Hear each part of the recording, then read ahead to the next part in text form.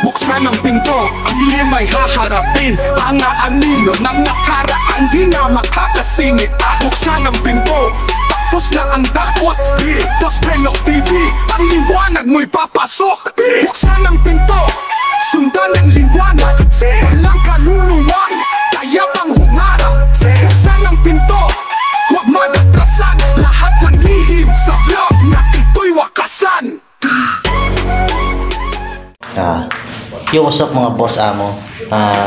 Nandito tayo sa isang abandoned hotel. Meron akong kasama na malupit. Tapos, hindi ko pa siya nakita na tumatawa sa mga solo explore niya. So ngayon, gagawin din natin yun. Yung challenge siya, so hindi ako magpapatawa ngayon. So yan, dito ngayon si Sir Dax. Yo! Yan. Ang pangalan mo sa Boss amo. Boss amo, yun o.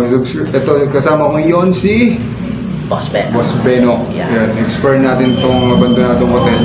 Grabe, creepy nito. So ngayon, hakatin namin to. Mag-explore lang kami, tapos try namin kung may mararamdaman kaming kakaiba rito. Pero actually, nag-explore na kami kanina na Serteng. Anong nararamdaman niyo? Dami. Doon sa may ibang pwesto ng building. Ito kasi, hindi pa namin ito nakit. Kaya ikaw na nasasama. Tara! Meron pa? May nararamdaman kayo? Oo, yung EMF talaga namin. Walang patayan ng ano. Walang patayan ng ilaw ng EMF dito. Ay, doon sa... Ay, pumapalo talaga yung meter. Tapos yung REM pad. Dito. Nung unang punta namin dito kasi, nung nag-ano ako, nag-vlog ako dito. Yung cellphone ko nasira kagad. Nasira? Di ako nakapag-video. Yung sila lang nakapag-upload ako. Unang punta yun ito. Di ako nakapag-video. Na parang nag-corrupt lahat ng memory card ko ganun. Alam mo yung unang punta ko dito, nung na-explore ko dito, parang may something dito sa... Ay, oo. Different kasi. Parang bumabagsak-bagsak na ewan. Hilabutan. Ano yun? Hilabutan ka. May something dito, hindi ko alam kung ano yun. Kasi ang alam ko, si Jeff, dito kasi dati siya nagtatrabaho. Dito ba or sa taas yung may nagpakamatay? Pero ko lang kung dito. May nagpakamatay dito. Kasi creepy. Sino nga naman mga boss na yun? Kasi dito yung may parang kumakalabit-kalabit sa akin. Yung nagsulat sa parang, grabe kilabot mo. Mga 80% yan. 80% yung kilabot mo. Grabe. Actually sir, malakas talaga yung pakiramdam ko. Tapos minsan, malikmata, mga itim na usap dito. Pero yung pinakamalakas talaga ng parang ability ko, may naririnig ako. Dito basta may something dito sa lugar na to. Kasi pang-ibal pa kandang ko dito. Nung nag-explore ka rito? Oo, nag-explore ako dito. Nag-explore ka? Oo. Kahit ngayon eh. Iba talaga. Oo, may something. Ano ba tayo? Oo, tama dito nga yan. Kasi nung napunta namin dito, si Eman, na isa kasama rin ni Jeff na taga dito rin. Dito nga yung nagpakamatay nga talaga. Hindi ko alam kung foreigner ba yung nagpakamatay. Basta dito yun. Nagbarila tayo pakamatay. Okay. So, mabigat talaga yung mga ambience na sa pwesto na ito. Tsaka nung pumunta kami rito, naulan. Kaya, di ba sabi na pag maulan, mas malakas ang panahon sa nila. Naulan? Naulan. Dito. Ano parang yung bigat na dumadagan sa'yo na? Totoo. Kasi hirap ako nga. Tsaka mararamdaman mo na parang may iba kang kasama. Hindi mo masasabi na ikaw lang talaga. Meron at merong parang mararamdaman. May mararamdaman talaga dito. Tsaka ilang years ng ano to? Parang Ilang may years na ba doon to? mga 15 to 20 years na. Tagal na rin. Narinig mo parang may umubong mahina.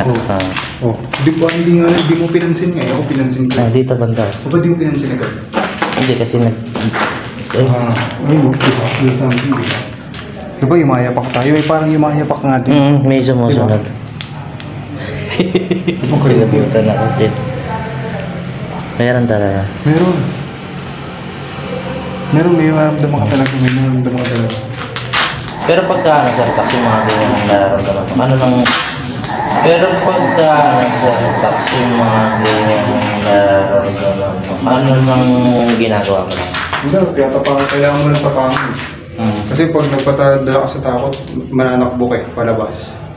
Oo, kaya pag nag-explore ka lang pag mag-isa, talagang kailangan tapangan mo lang.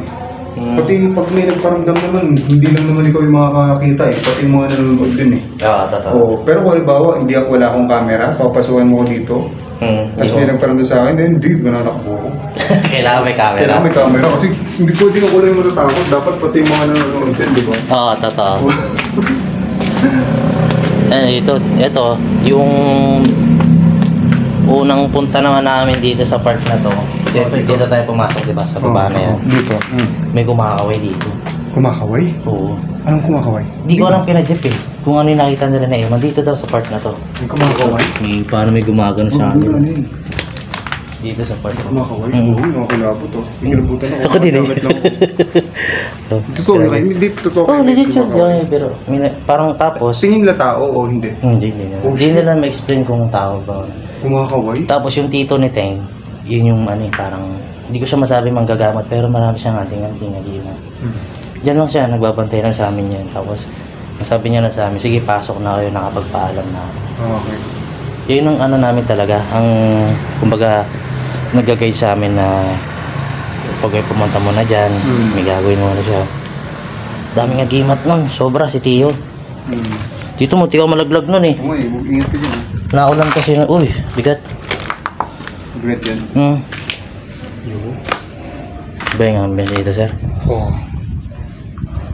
Iba yung ambience? Grabe dito. Ito mo? Bigat, tayo na. Ay, parang may nag-uusap-usap po sa labas yun. Labas ano? Sa labas yun. Nag-uusap-usap yun. Kasi, itong hotel na to, sa tabi kalsada lang. Oo. Pero pag may mga bulong-bulong na kayo marinig sa video, hindi na sa labas galing yun. Dito na. Oo. Pag may malapit na may bulong, ba't hindi madalas ganun, may mga bulong. Ano matawag doon sa mga ganun? Mga EVP. O mga voice phenomena. Yun talaga ay legit yun. Legit yun, oo. Hindi mo makapipega yun eh. Na ibubulong. Madalas yun, sumasabay sa pagsalita mo. Minsan naman, mabawa, nilapag mo yung camera dyan sa malayo. Tapos, walang may malapit sa camera. Pero may maririnig ka dun sa may... Malapit sa camera, sa mic ng camera na may parang bubulong. May magagrowl, kakaluskos, gano'n. Yung pinanood ko sa'yo yung yung sa parang kapre. Oo, yung parang kapre. Kasi hindi ako naniniwala sa elemento. Kasi religion namin, Christian born again. Yung mga multo, naniniwala kami dyan kasi mga demons siya eh. Pero yung mga elemento tulad ng mga kapre, duwende, hindi na naniniwala. Pero nung oras na yon, hindi pa yun talagang pinakauna kong experience ng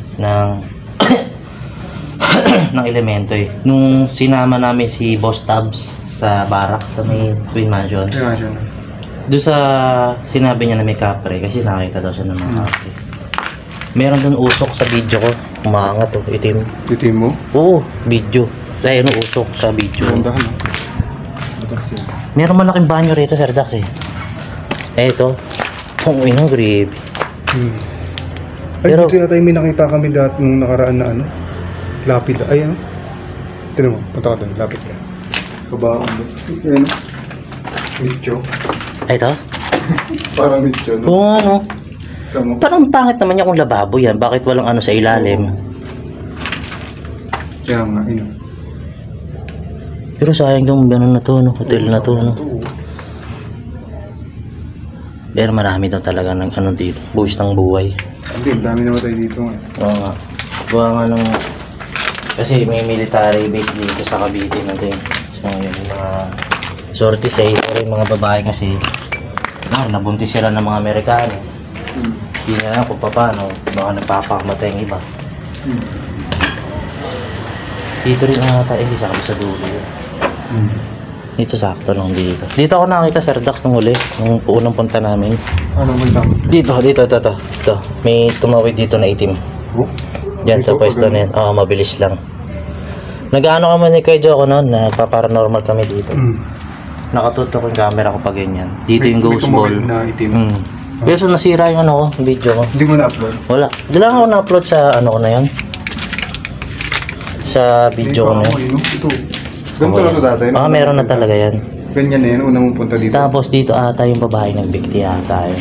Na sinasabi ni Jeff. Dito. May nagbigti na babae. Dito ata yun. Ito, matakot to. Pero paano naman to? Pero dati kasi parang may caretaker daw dito na nagbabantay, tumitira dito. Tsaka malam mo, pinapasok na ito ng mga squatter para pwestuhan. Pwestuhan, no? Nang ano, pwedeng mga bisyo na lang. Pagka wala silang magawa. Bibisyo. Bibisyo na lang sila. Kaya kailangan talaga may caretaker yung mga ganitong lugar. Tama. Kailangan di mapasok. Kasi pasok natin. Trespassing. Hindi, nagpaalam naman tayo sa barangay.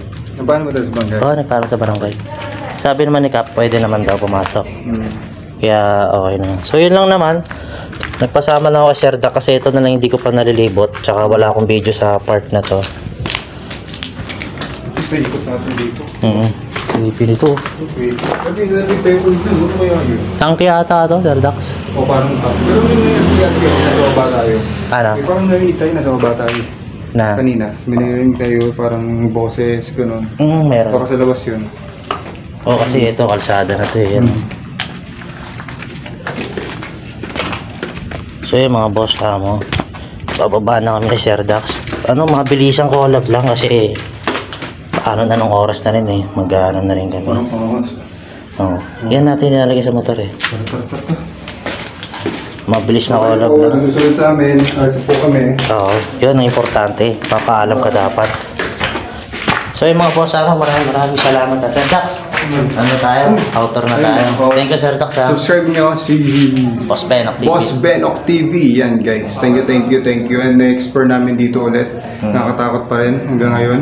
Yun. May narinig kami kanina pero baka sa labas lang yun. Pero di natin alam. Hindi natin. Malaman natin pag nag-edit na. Oo, pag i-edit na yun. Baka nyo pa yung mga susunod namin collab, baka dali namin si Sir Dax sa Haunted Farm tsaka yung hospital. Sige. Hospital, gusto ko yung hospital. Oo yun, creepy doon. Sige, thank you Sir Dax ha. Bye! Buksan ang pinto, ang dilim ay haharapin. Ang aanino ng nakaraan, di nga makakasingit. Buksan ang pinto, tapos na ang dakot. Boss Benok TV, ang liwanag mo'y papasok. Buksan ang pinto, sundan ang liwanag.